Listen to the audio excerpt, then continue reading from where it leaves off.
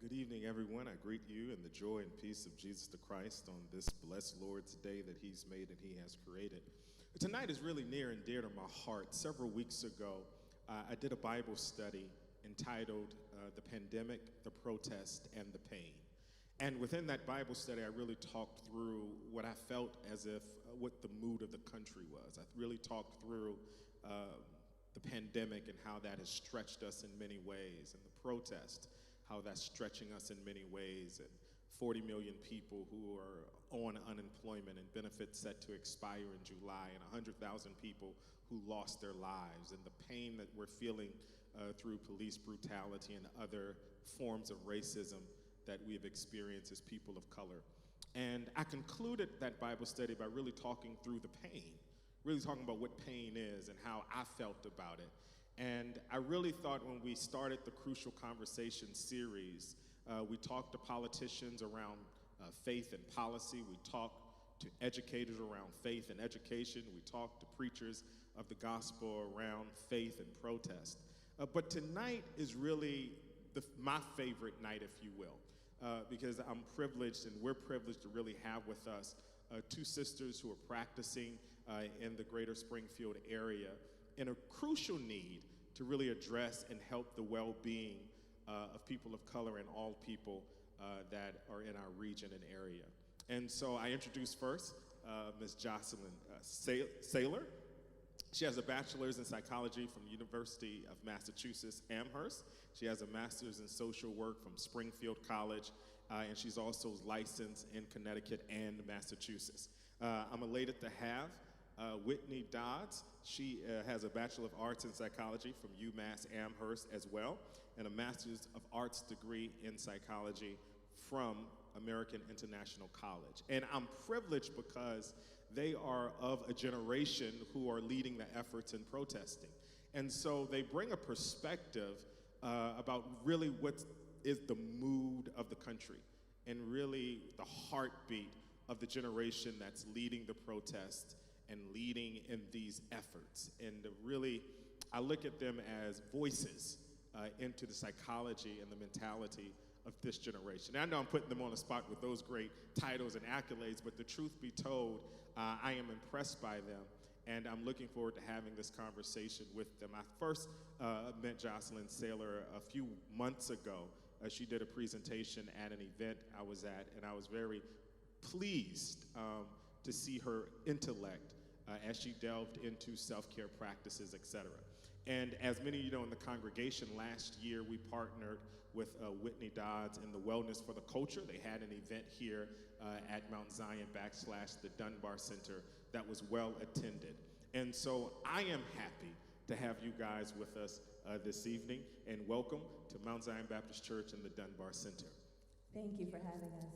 All right, great. So I'll start with you, Jocelyn. What do you think the mood of the country is? How would you describe the mood of the country? So if you were to ask me this question 2 weeks ago, I would say hopeful, but today I would say tired. It really seems like the momentum that was happening with the Black Lives Matter protests and the rallies and the movements were everywhere. They were on the media, social media, they were on the news, and right now it really seems like the momentum is dying down. I think we as a people are tired. We're tired of fighting, but the country as a whole, non-Black people, I'm not sure I can say they're tired. I think they're going about their day as they regularly would. I'm happy you said that. I was going to be a lot more polite. So I would say overall, if I could speak to the pandemic itself as well as the protest, I think just restlessness, right? In regards to the pandemic, people are eager. They're tired of being home. They're tired of being down. Some people want to get back out and embrace whatever new normal is, whatever that is, right? And so people are going outside. They're going back to their business as usual, and they can't tolerate sitting in the house or not being able to do something. I know personally I'm a very goal-oriented person, and so for me it's like clawing at the window trying to get outside because I'm like, I got stuff to do, right? So I can just see all the unrest in that aspect to where people are going down to Miami and they want to get out. In regards to the protest, I was just going to say the same exact thing. It's still a sense of restlessness, but it's more like weary. It's I'm tired. We're tired of putting our efforts out there. I wouldn't say we've given up. I say that the media has shifted its efforts also against what we're doing, and they want to say we've given up, and they want to say we're done. Oh, look, we're not pressing that much anymore. We're not doing stuff anymore. But that's just the way the media portrays it, right? They have a lot of the control and say in things and what we do. Whereas there's still some fight out here in us. We're still doing it.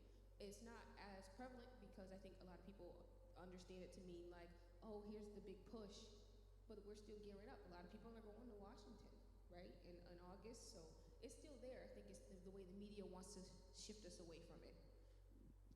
I agree, and I want to just add that it was kind of like divine intervention when the pandemic was going on and then the George Floyd situation, because everybody was paying attention.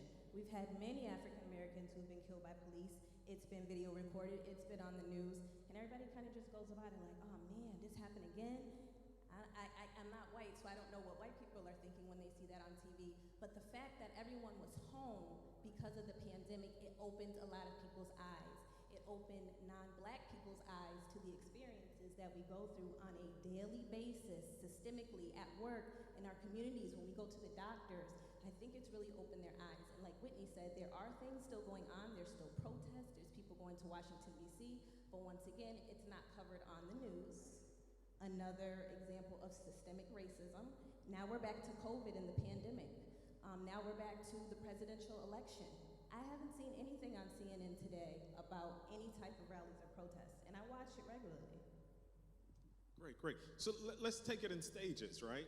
And so in January, we started, basically December, we started hearing about COVID-19 that seemed to be isolated in Wuhan, China, right?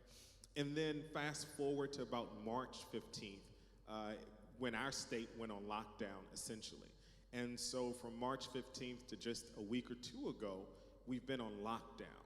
So the question I have, and Whitney, you can jump in on this one first. What can you lend to those who may have anxiety about entering back into the opened environment? So I think that for that amount of time, people have been safe within their shelter, right? Within their homes. People have been, the outside has been like bad, right? Where you see all the stockpiling and everything else, and like people are in the comfort of their homes. And so to be sent back outside, I think prematurely, without a cure in sight, people are experiencing anxiety about going out into the world. And reversely, some people don't want to go back outside, right? There's people who are like anxious to get out and go back into their world because either one, their finances are just out of sorts. And so there's those people that have anxiety about that, but then other people who are just saying, I like it here. It's safe in here. Out there is still chaos, especially when you add the protest in there, right? And so safety is a very much concern, and I think I hold a lot of space for people, and I validate that for them, that yes, you have a right to be concerned about actually going outside, and how to put your safety first when going outside, when your job is making a demand that you can return to work, or what your hard lines are, your boundaries are for returning back to work, and for how you maybe have to give your children away to daycare providers, or if they're even open, or what that looks like for you. And so I think there's this extreme pressure to return back to something with the same uncertainty, because our government values the economy more than its people. So that validation to know that you're not the only one who's having this concern about entering into the world, and to make sure your needs are met and prioritize yourself. Sure, yes. I would also add just to take those precautions. Wear your mask out. Wash your hands. If you're going to a place where there's going to be a lot of people and you go back to your home, take those clothes off, wash them, and change them before you interact with your family. But in addition to that, you want to pre-plan. So So let's say your doctor's office has opened back up and you're going to the doctor's office, but you're really nervous. Ask those questions on the phone. Is everyone wearing masks? Is the waiting room open? What are the procedures that are being taken to sanitize the office once I go in? Ask all of those questions because that'll lessen your anxiety when you're going into different spaces with our new normal. That's great. And I love this particular question because I've been on lockdown virtually, since about March 19th. Even what we do here at the church, this is the most human interaction I've had in the last, 4 weeks of doing this talk. So what coping skills can you lend to our listening audience about how to really manage or deal with this new normal? So I would say there's a few different things that there's a plethora of things people can do, but I'm going to just give some examples that have worked for me and worked for other people. So since we're social distancing, unfortunately, we can't interact with our friends and family like we usually do. Virtual connection, I think, is very strong as well. It's different from being in person, but it can be strong. I know for me, I have connected with friends, Zoom parties, or a different platform, house party, and been able to laugh and engage with one another and really support one another virtually. I would say connecting with nature is definitely a big one. That is a big one for me because it engages all of our five senses. So when you're going outside and you're taking nature walks, what are you listening to? Can you hear the trees and the breeze and the birds and, looking at the flowers and really just taking in the outdoors can be very therapeutic and healing. So that would be another coping skill I would add. So what I have been telling a lot of people and something I've been engaging in myself is control what you can. A lot of people like, I just graduated and I'm looking for that job, but I can't change my job, or I can't go to work right now, or basically they're hit up against a lot of walls. And so what can you control? What is something that can take your mindfulness, right? So what can you fill your mind with and something that produces tangible results back to you? And I know a lot of people, like I said, they've been building their houses up. They've been working on those different projects that they couldn't, didn't have time to do before. Something that I love to do is I've been doing my backyard. If anybody has seen my backyard lately, it's fantastic. Okay.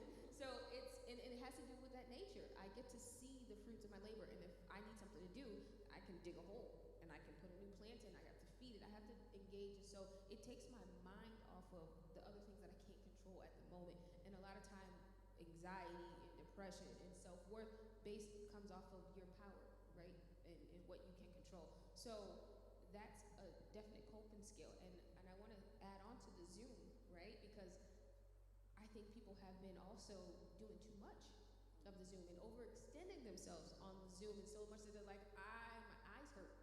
I can't look at another computer. And so this coping skill and the self-care for that is you don't always have to engage. People don't have access to your time just because they think you're available. Oh, you're at home, you're not doing anything.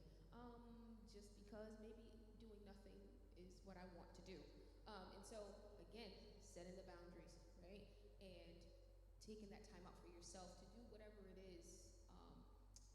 Another coping skill, this society of like overproductivity. Well, you're at home, so you should be writing that book and making a new CD and, whatever it is. No, if all you could do is survive right now, exist in this house and in this space, then do that. I agree with all of those things. And one other thing I thought of too, Whitney, when you were talking about the coping skills is gratitude journaling. Yes. So, during this time right now, it's sad, it's depressing, Right. people are getting sick and dying, our people are dying due to racism, but there are still moments of gratitude. In each one of our days, there is something to be thankful for. So doing a gratitude journal entry daily, maybe in the morning time, Yes. or maybe at night, and writing about what you're thankful for. I'm thankful I have this house and this backyard that I can make look beautiful. I'm thankful that my family is safe. I'm thankful that my family is healthy. Doing those type of things and focusing on the positive are also good coping skills as well. All right, and that's great. So we talked through great coping skills from gardening, getting in touch with the earth, to journaling, to detaching from Zoom. And I get it. My time has not been, has been more scheduled since we don't have to drive to meet any place, Right. it seems overscheduled. And you end up, I can speak for myself, end up committing myself to more than I would normally do if outside was open Right. and the street lights weren't on. So here's the question I have. Those are good coping skills for people who are able to do it. But since March 15th, particularly in the Commonwealth of Massachusetts, there's a title called essential workers. And essential workers, from grocery store people, I never thought Pookie, who worked at Dollar General and Family Dollar, who has the hookup when Lysol is being unloaded off the truck, they have become the kings Right. and the legends of our community, right? It's like, oh yeah, my grandson who never got things right, now, he can tell you when toilet paper is coming off the truck. So, essential workers. With that being essential workers, their lives are in danger every single day. And everyone's trying to figure out the best way to keep them safe. So there's a term I like called, vicarious trauma.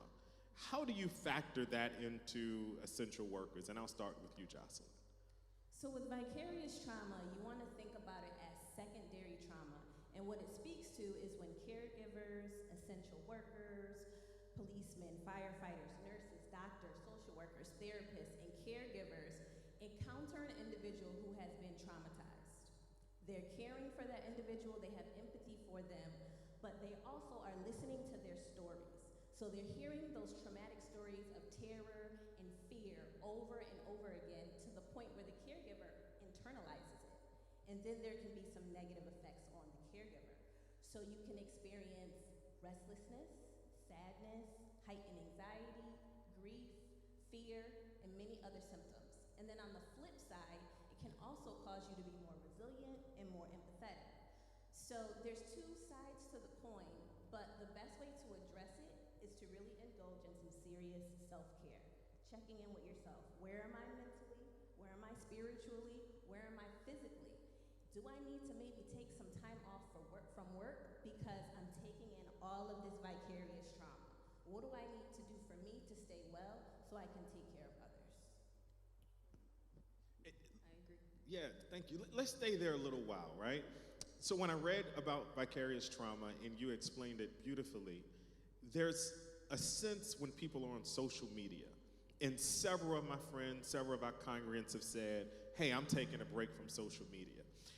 How does vicarious trauma play into a person's psyche or mental well-being as it relates to viewing a video of someone being murdered, a video of violence over and over again that's shared on your timeline, watched 1 million plus times in 20 minutes, right? How does vicarious trauma play into our psyche in that wise? It can do a couple of different things. One, it can desensitize you to what you're looking at. You think about studies where they look at violent video games in children. And when children are watching violent video games over and over again, then they're desensitized to violence. So then when they're in person and maybe they see wrong or harm doing to someone, they do not react. They don't react in the same way. Viewing all of those things on social media where, let's just take George Floyd, for instance, that video of him losing his life with the police officer's knee on his neck, that can trigger other things within us, especially for Black people, because generally most of us have faced racism in some facet of our life. So that can be emotionally triggering, and then you can start to get some symptoms of PTSD. Once again, those flashbacks, those nightmares, the restlessness, the fear, the anxiety, all of those things will play out if we don't address it the right way. Wow. So what are some ways to address or to detach from this type of trauma? So there's different ways, but to be kind of broad with it, once again, I would go back to the self-care aspect. There's this really amazing tool that I have been raving about all 2020 called the self-care matrix. And basically, the matrix breaks down 5 areas of self-care. So you have your physical, your emotional, your spiritual, your professional, and your psychological. So imagine all of those things in a column. Then there's 3 additional columns. The next column says start, the middle column says continue, and the last column says stop. So this is really an inventory checklist. So let's start with physical. So you're gonna do a self-assessment of self-care negatively. So maybe eating ice cream in the middle of the night or just not eating healthy in general. You want to identify those things. Then you want to go to the continue column. What am I doing really well with my physical self-care? I'm drinking enough water. I'm going to the gym 3 times a week. Okay, I'm good in that area. And then what do I need to stop? What am I doing to myself that's detrimental to my physical health? And then you want to move through all those other layers, psychological, spiritual, professional, and emotional, all those layers of self-care. So you're doing an inventory, and you're actually telling yourself, I'm going to work on stopping this. I'm doing well here, so there's that strengths-based perspective. And then I'm going to stop doing this because it's detrimental to my overall well-being and happiness. I can share that tool with you, by the way. Yeah. I'm like, I love it. Let me get it in my head one more time. So the 5 components of the matrix. Let's take it one by one. The one component is? Physical, all right. Number 2? Spiritual. Okay. Number 3? Psychological. Professional. And emotional. That's great. I love that. And I'm sure when we get to a self-care part, we can address that a little bit more. But that's great. I think as we look at our well-being, those 5 components need to take shape in our life and address them, and to make sure we don't overextend ourselves in unhealthy ways. Have any of you read any studies regarding how social media really impacts our well-being, either positive or negative, or over saturation of social media? Do you have any comments around that? So yeah, I think I actually wrote an article or 2 about social media and distancing. A lot of we're doing social distancing, and yeah, that was a little catchy. So basically it's the overstimulation of something like you said, is that vicarious trauma, and so you're pressing this thing over and over again. And I know that a lot of people are saying, if we didn't share it, right? That's what they make the whole idea, like the revolution will be televised. And so here it is, and we feel like if we didn't share this thing over and over, and if we're not exerting ourselves 100% to the cause of clicking. I know personally, I make sure I hashtag Breonna Taylor every day. Me too. Multiple times a day, because somebody gonna get them people. So my point is that if I keep doing it, not only is it, there's the desensitization part, but there's also an overactive stimulator. It's too much. And so you have to understand that it's a marathon, right? It's not a sprint. You have to take your time. You know that if you go to sleep today, or if you say, I can't, I have to do my self-care and be grateful today. I just need to love my 3 boys today, not worry about them today.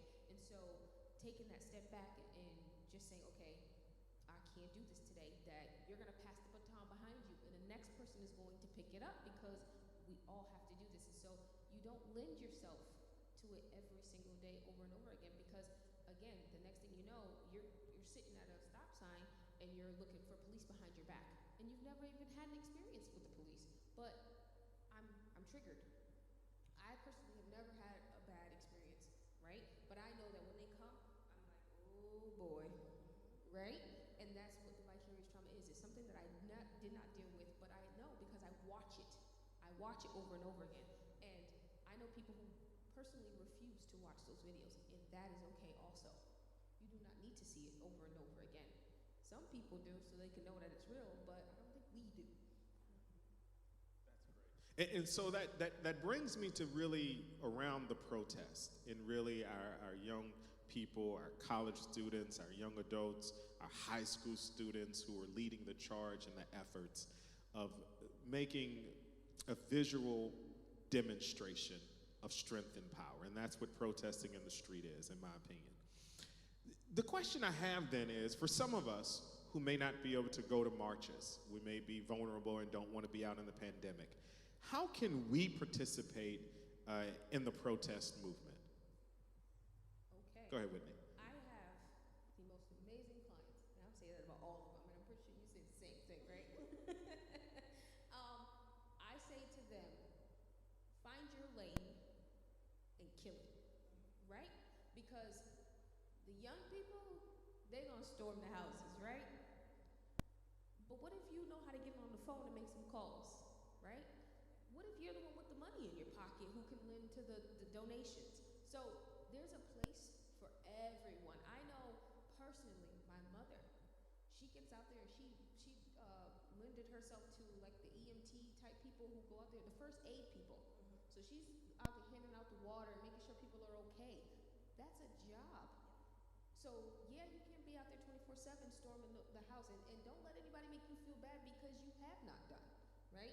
There's a place for everybody in this space. I may not be as elaborate or eloquent or knowledgeable about what everything to do in the state house. Somebody might have to tell me, call this person, this is what you say, and I wouldn't know one way or another. I do know how to hold the space. I think my position is, where do I hold the space for people who are tired in this marathon? And my triage, right, is my office, not my computer, but my triage space is, okay, I patched you up mentally, now get back out there and keep fighting. So there's where I lend my efforts to. So basically what I'm saying, it's a marathon, but it's also a team effort. And so you got the money, you got the call, you have the voice, you can know how to make change in different places. There are people who are saying, this is my job, and I work for big corporations, or I work for big organizations, colleges, school systems, and things like that. We want to see change here. So how do I affect change in my immediate circle also? So there's somewhere for everyone, and it all has to come together for something to actually happen. Yes, sister, you hit the nail on the head with that one. I'm feeling everything that you're saying. So when the protest first started, I know me personally was like, oh my gosh, I want to get out there. I want to be a part of this. Like, this is a revolution. I want to be there. But I also have a small child at home. You know, I visit my parents, and I was just really nervous. Like, okay, I don't want to be out there. And then what if I bring something back to my family? So I couldn't do that, and I felt really bummed about it. And so then I was thinking, I'm like, but you're doing the work every day. You're holding space for individuals who are experiencing these things on the front line as a therapist. That's my form of activism. And there are many forms of activism. Like Whitney said, you know, if you know about policy, do the legislative work. Maybe you are a great writer. You can engage in scholastic activism. You know, write an article for the Huffington Post, or the Point of View, or your local newspaper about racism has affected you in your community. What we're doing right here, we're using our voices to amplify those voices that are not heard. This is a form of activism, speaking and doing this event right here. So like you said, there's a lane for everyone, but you want to figure out what resonates with you, your lifestyle, and your personality.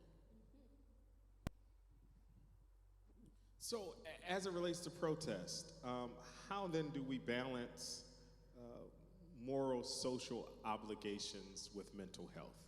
How do we balance moral, social obligations with mental health?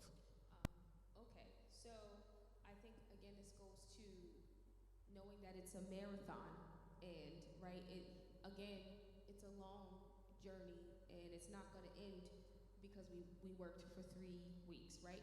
And so people are like, I gotta get out there, I gotta get out there, I gotta keep going, except you can't do anything on an empty cup. I can't lend you a cup of sugar I don't have for myself, like, right? So if you don't take a break, so 2 days on, 1 day off, to recharge yourself, it's like anything. You have a phone, you use it, it dies, right? You charge it. So you have to recharge yourself, and then you're intaking so much negativity. You have to think about how much this is affecting you.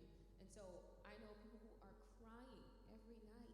Again, when I'm sitting with clients, and literally from one client to the next, totally opposite, I'll get a brown or black client, and they are exhausted. They are tired of white-splaining, white privilege, all that. And so then I have to hold them, right? And I'm like, what did you do for yourself today? And they tell me, nothing. I can't. I didn't do anything. I can't sleep. I can't eat. Okay, well, what good are you to the cause if you're not taking care of yourself? We need you. You're important to the cause, right? We don't need anybody else dying. We're dying already, right? Whether it's from the pandemic, disproportionately, right? And then we're dying also. So we need you. You have a space in this movement. So take care of yourself. Balance. Get a sip of water. Take the day off. Put your feet up. I know from one protest, I hurt my foot for like 2 days. So imagine going out every single day. Your body's taking that wear. You have to take a break. It is okay. Know that there's people behind you who are going to hold you up and take your spot. I would agree. I would just say resting and having that support network and knowing that you can pass the baton, like you said earlier. All right, so let's switch gears slightly. So I was watching The Daily Show last evening with Trevor Noah, and he was talking about microaggression in the workplace and how companies are being woke now, in quotations, and there's tweeting out Black Lives Matter, et cetera, but their boards are not diverse, their leadership is not diverse, the pay gap still exists, and we can go list, et cetera, et cetera. Now, when he was talking about microaggression, and I mentioned it in a sermon a few weeks ago about Dr. Chester Pierce out of Harvard University, a brother back in the 1970s, who coined the term microaggression. And for the listeners, that simply means the subtle things you experience intentionally or unintentionally in the workplace, from sisters who have their hair touched to without inviting someone to touch your hair in the workplace, to people, brothers who are said, oh, you're so articulate. Those are microaggressions, right? That we experience on a daily basis, to being in a classroom and you're the only Black or person of color in the classroom, and now you have to speak for your whole entire race in the classroom, right? And so we experience microaggressions through elementary school on up to the workplace. So the question is really around, in what ways does microaggression impact the well-being of our lives? Yeah. Okay. I think it is something that slowly creeps up on you. I want to say that. I want to say now that there's more conversation about microaggressions, we're being educated on the ways. It's like before we were educated, we'd be like, what did you just say? And I can't tell you why that's wrong, but it's wrong, right? And now with the education and the conversation about it, we're like, here, let me explain to you why you can't tell me, oh, you're so pretty for a Black girl, right? Or, oh, wow, you have fake eyelashes too? Like, and then like, excuse me? Like, it's like a head tilt, right? So, but eventually, when you're trying to explain this over and over and over and over and over again, you feel defeated. I think that's the toll it takes on you. It's just like, well, y'all ain't never gonna change.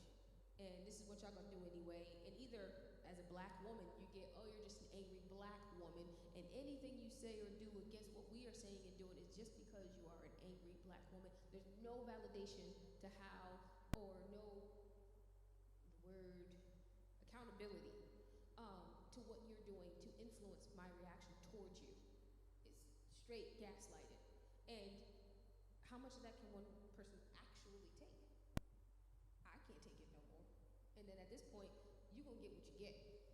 You're not getting my fancy words. You're not getting my my bachelor's or my master's degree education, because you don't expect that from me anyway. So I'm not using any fancy words on you. Matter of fact, cash at me if you want to use this degree. That's how I feel.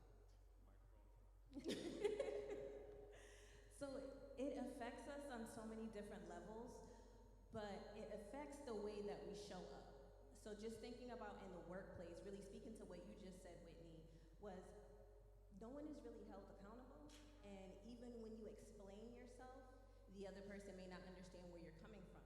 So there comes a point, I think, with many African Americans where we stop saying something. We're not talking about the pain and the microaggressions that we're feeling in the workplace. And then when you do that, you just kind of sweep it under the rug. You don't even address it. You don't show up as your full self as you should 100%. Like you said, I'm going to stop using my fancy words. I'm going to almost lower the bar on myself because the expectation of me is so low because I'm a person of color. So it affects our self-esteem and really how we show up in different spaces, especially those that are predominantly white. Right. Excellent. I'm reminded as you were speaking about a joke Chris Rock tells. I won't be able to tell it without the bleeps. But Chris Rock is basically talking about he's never seen an old black man who wasn't angry.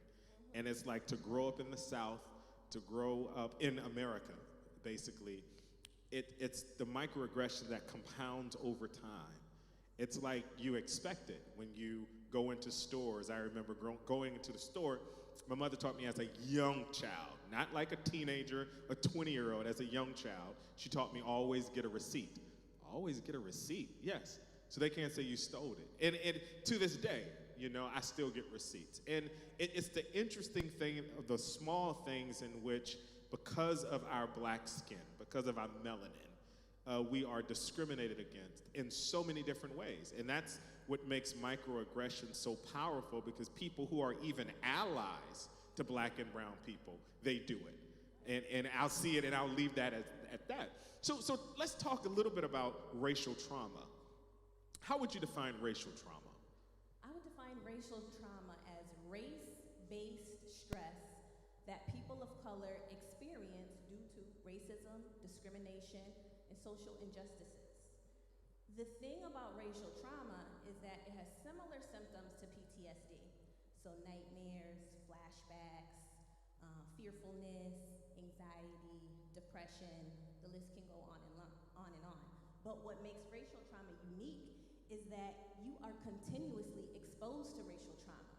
When you think about PTSD, generally it's connected to one event or one life event that's happened to you that was very traumatic, and now you have all these adverse effects due to that. With racial trauma, racism exists. Right. It's not stopping, and it's existed for years. So you're almost re-traumatized on a regular basis due to the exposure, due to experiencing the discrimination. And that would include microaggressions as well.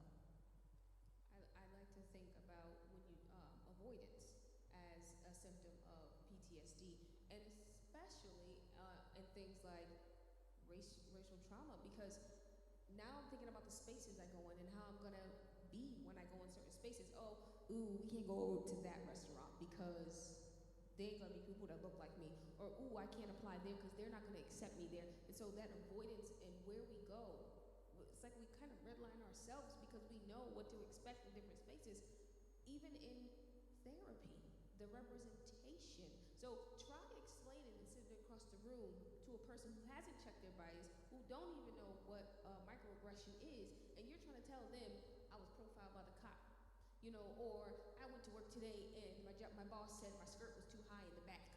Mm-hmm. They're gonna be like, well, was your skirt too high? You know, it's kind of like the victim blaming part, because they don't get it. And then imagine being a therapist, or you're sitting across from your therapist, and you have to explain that part to them also. Like, I don't even get to come in and show up and lay it all down to you. I gotta give you a history on why what I just told you was valid.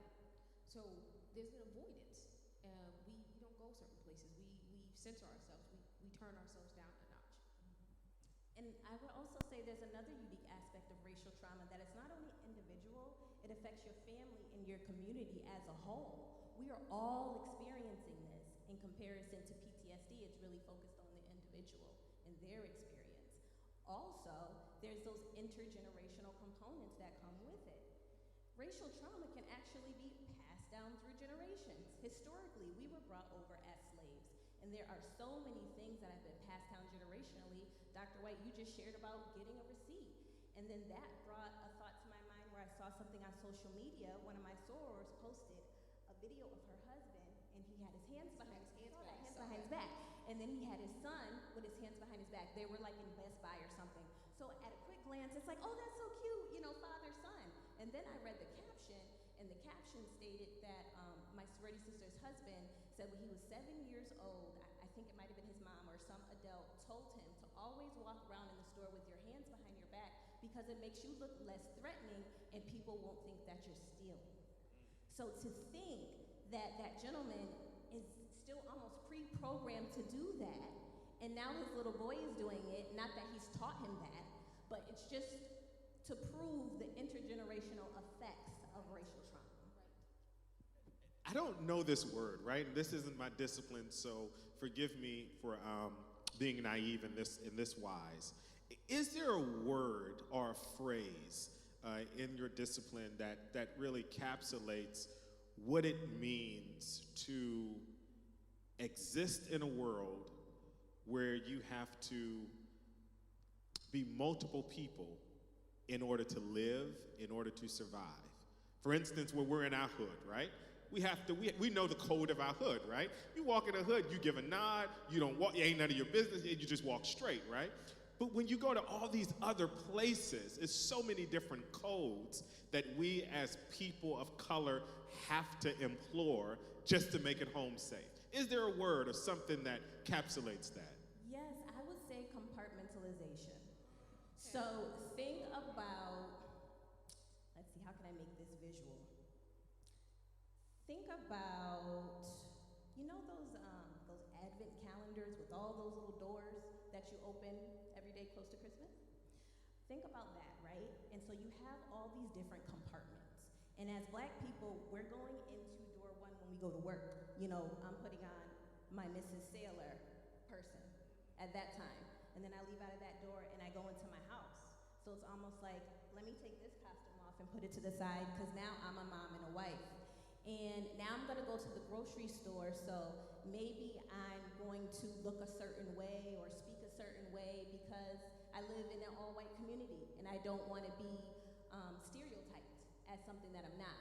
So I would say compartmentalization. So you're almost changing who you are to go into these different environments. You are still you at the core, but it's a defense mechanism. You're protecting yourself. Okay, so I would say in my profession, but our profession was, given to us by, old white men. So I'd like to use what the terms we use even in my sessions, and I don't really care who's sitting across from me. So I do use code switching, which is exactly what you said. It explains it the same way, and it's a language we all know. And so, for example, when I tell people like, oh, well, I have to be a certain way when I'm at work, and I have to be a certain way, and I use this example, and I think everybody can identify with this example, is your mom's yelling at you on the phone, right? And then she gets on the phone with like Sprint or somebody, right? And she goes, oh, hello, right? That's it right there. Or like you go into the office and you're looking, you're like, okay, hey, and like Obama, right? He dap him up, and then he go next person, shake hand, right? It's how we had to survive. So it's the same language, but that's what you're looking for, right? Yeah, I could have said code switching. I love you. Like, it's just code switching. That's all it is. It's code switching. It's the reality. I'll never forget, I went to this restaurant, man, and it was a very nice restaurant, and they had chicken and waffles as a feature, right? And with like watermelon, like a watermelon smoothie or something. It sounded delicious, right? And I knew I couldn't eat that. I knew I couldn't order that. Like, I just knew, as good as it sounded on the menu, I am not about to eat fried chicken and waffles with watermelon. It's the reality. It's the reality in which we live in. It's the reality of surviving in America. And all of this leads to a point of, what can we do to cope with racial trauma? What can we do to cope with it? So, in speaking back to those microaggressions, I was thinking about this, and I was talking about it in a therapy session with a mom and a daughter. And I spoke to them about having almost a pre-recorded message in your mind that is, one, assertive, two, letting the person know that what they're saying is not acceptable, and three, letting the person know how you want to be treated in the situation. So that when you come into these situations where someone says an off-the-cuff racial remark, a microaggression, whatever the case may be, you have something to say to that person. And I think that is really a good strategy for all of us to think about, especially as the world opens up and we're going to be going into a lot of different spaces, having that pre-recorded statement in your mind. In addition to that, I thought of the 3 C's when you're facing microaggression at work. So the first one is confront, the second one is communicate, and the third is conclude. So let's say you're having a conversation with one of your coworkers and they microaggress you. You confront the person. So when you confront them, you give them the opportunity to correct their action, to to kind of pedal back, change what they said. And I think for the most part, in the workplace, people kind of go along to get along. So they might do that for you, and they may not, and we'll talk about that. Your next step is to communicate. So this is where you assertively and professionally let that person know you're not the one, that what you're saying is offensive to you and pretty much everyone who shares the same race. And 3, not to do it again. That might work, that might not. And then the third step is to conclude. So did my confrontation and my communication work? If you check those boxes, then you address the microaggression really well. If you don't check those boxes, you might want to think about who is an ally within your organization who you can connect with, who might have a little bit more systemic power that can assist you in this issue, possibly going to human resources. But from my experience in speaking with African Americans who have experienced microaggressions or racial trauma at work, when they go to HR, many times it's swept under the rug. You might have some type of cultural conversation with that person, but the HR works for the company. They're looking for the best interests of the company, unfortunately not always the employee. So when that happens, you might have to go outside of your organization. Maybe you want to look at the accrediting body to your organization. I work for Hereford Public Schools, so if I were to face a microaggression and I confronted and I communicated and nothing happened, maybe I want to go to the Board of Education, the accrediting body. Who can I connect with within that organization that can support me and be an ally to me so that this behavior stops? Great. So let me recap the 3 C's. Communicate, confront, communicate, and conclude. Confront, communicate, and conclude. All right, sounded like a preacher. We do alliteration all the time. That's what we do. Yeah, do you have anything to add? No, that was amazing. All right. Good. Thank you. I appreciate that. So let's fast forward a little bit to self-care. And let's really just talk a little bit about what self-care is and maybe get a working definition for therapy. And as a pastor, I fully believe in therapy. I fully believe every pastor should have a good therapist. I believe every congregant should have a good therapist. So let's define what therapy is. I would say therapy is your safe space to unpack the boxes that are in your mind. And you're doing it with a trained and licensed professional who can guide you on your healing journey. So your therapist by no means has the answers to all of your issues. They're really just there to assist you, give you feedback, give you advice, clinical advice. So they've gone to school for this. This is not just your best friend. And different interventions and coping skills that you can use so you can get to your end goal. That's how I would describe therapy. I'd like to say that's it right there. So a safe space.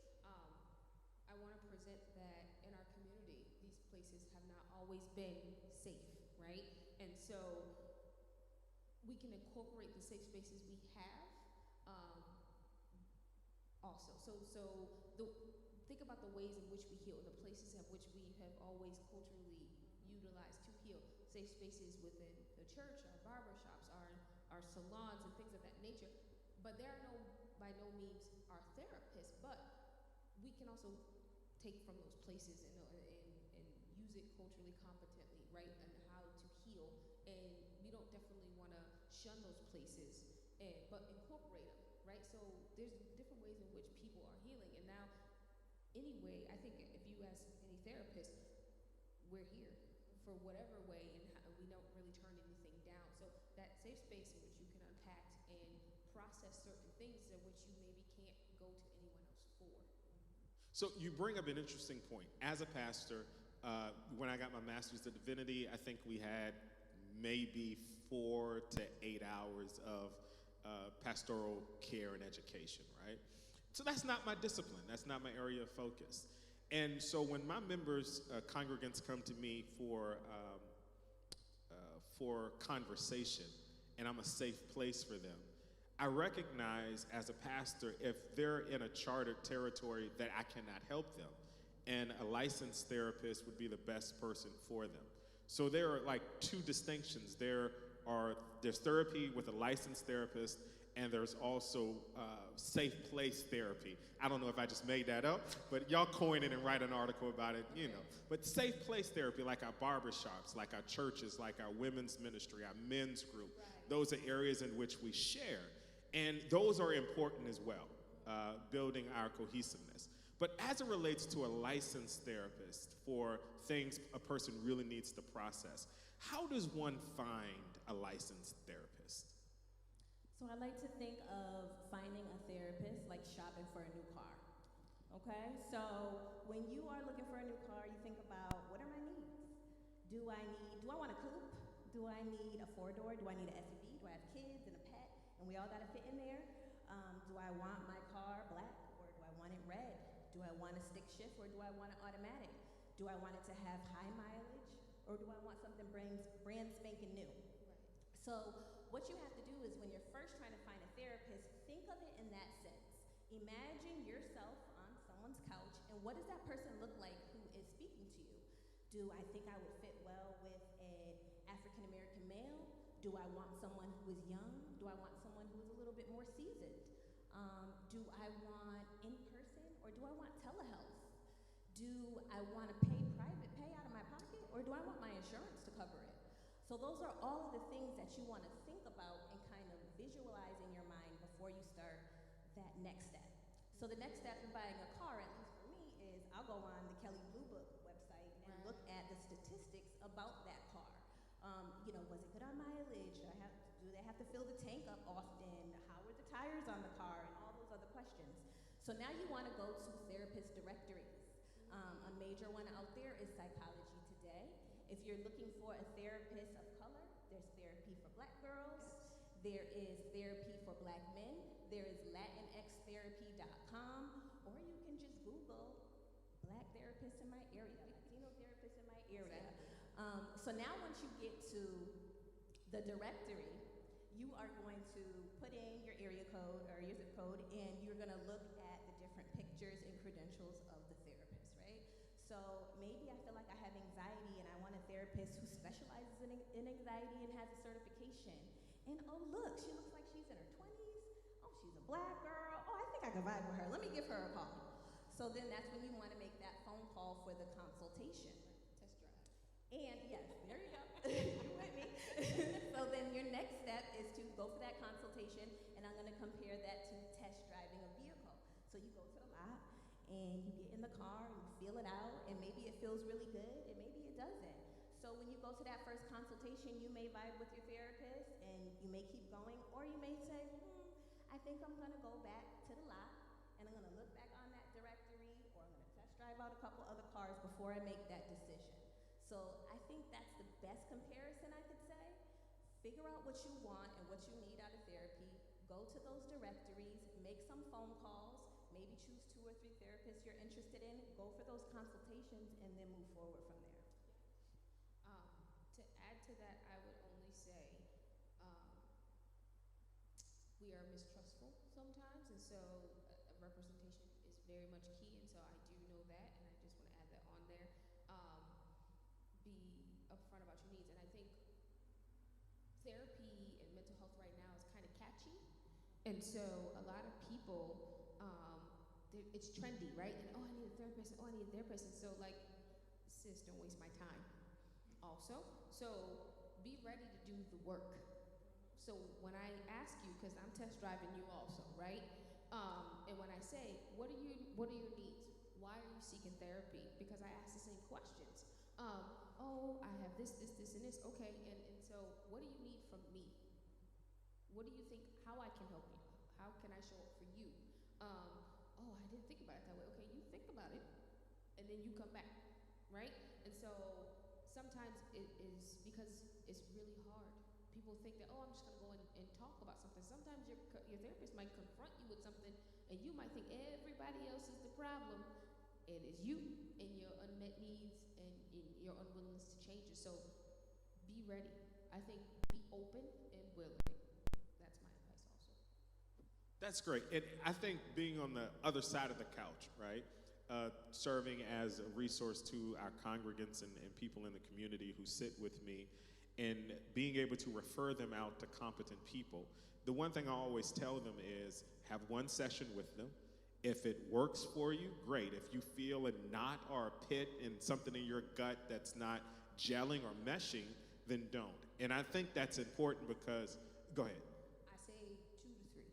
Okay, 2 to 3. The first time you go in there, you might be, right? And you might read someone wrong. The second time you go in there, you might be like, okay, here's what I didn't like and here's what I do like, and be able to verbalize that. Be able to say what you don't like. Hey, Whitney, last week you said something. I didn't really like it. Oh, I didn't like the way you said that. Is there a different way? Or like, maybe I like it. You can say that just like you go to the doctor, right? You get to ask the questions. You don't have to take everything someone says to you. But to build a therapeutic relationship with someone, it kind of takes more than one session. So if you're willing to give someone 2 or 3, kudos. Okay, I can rephrase. I have learned something. I have been enlightened. Let's go 2 and a possible. All right, 2 and a possible. We playing spades. 2 and a possible. You know. All right. But go to them, 2 and a possible, and really just see. Right. If not, then find someone else, because sticking with a therapist who you aren't necessarily gelling with, Right. and that's something internal. You'll know your internal self. It can do more harm than good. And being with someone who, and I've been through several therapists in 40 years of life. And because in the work that I do, I need to process a whole lot that I deal with on the human level and on the professional level. And so therapy is definitely a part of my regimen to maintain sanity and mental and spiritual and physical health. In my experience, I've stayed with therapists I should not have, and I've had some very great therapists who stay with me today.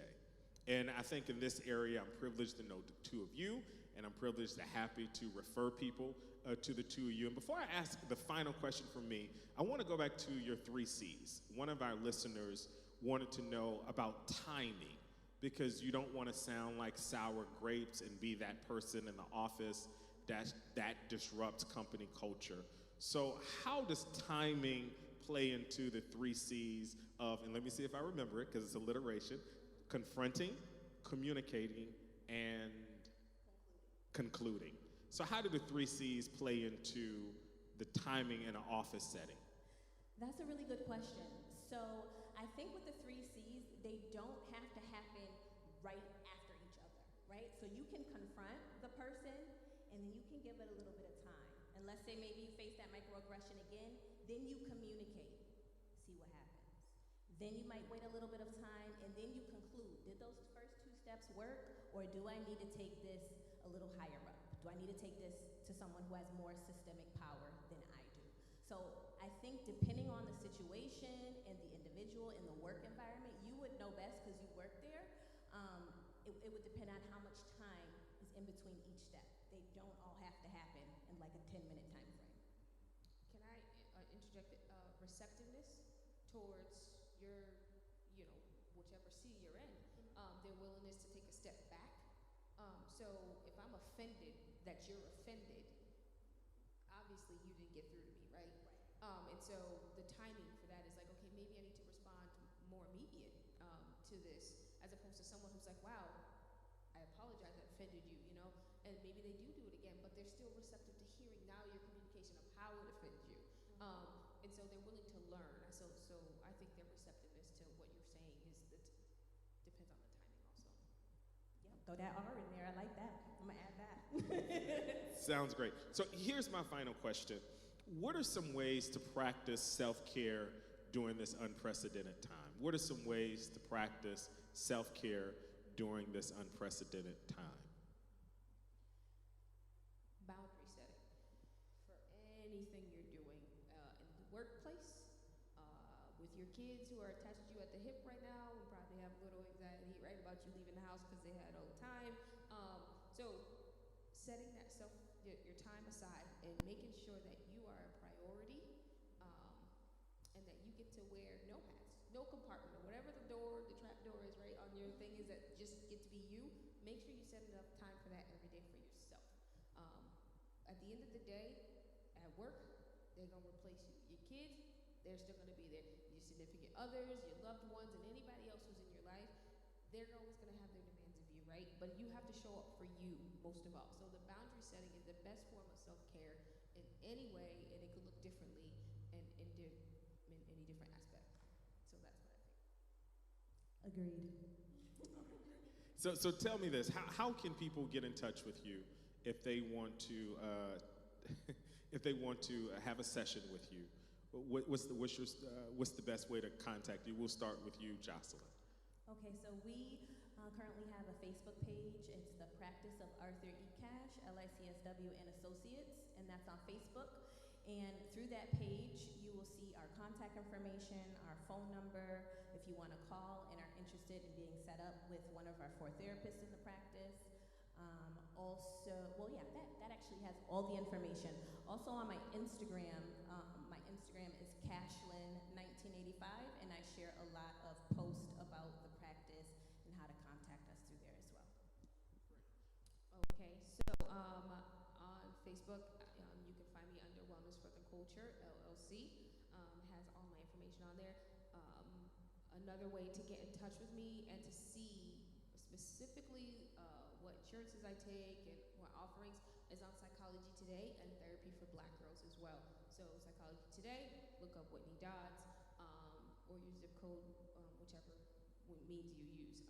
But a lot of people do use the Psychology Today and even Therapy for Black Girls. Thank you. So I definitely want to thank Jocelyn Saylor for being with us and Whitney Dodds for this incredible conversation.